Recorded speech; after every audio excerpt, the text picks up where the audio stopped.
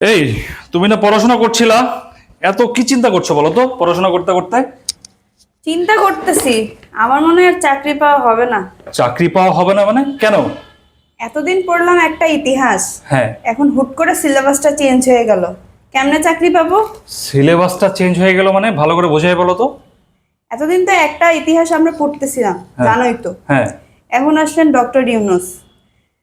ও। তার যে ব্যক্তি জীবন, শিক্ষা জীবন, কর্মজীবন আমি খুব কষ্ট করে মুখস্থ করতে পারবো। হ্যাঁ। কিন্তু এতগুলা যে সম্মাননা পাইছেন, এত গ্রন্থ লিখছেন, এগুলা সাল তারিখ কিভাবে মনে রাখবো আমি? এগুলা মনে রাখতে রাখতেই তো আমার চাকরির বয়স শেষ হয়ে যাবে। তো অনেক চিন্তার বিষয়, তাহলে কি তুমি চাকরি পাবা না?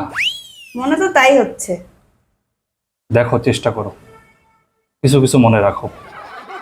কয়েকটা বই কিনে আনো তো, ওনার হ্যাঁ। গ্রন্থগুলা কিনে আনবা। তাই পড়তে করতে হবে, তাই করতে হবে।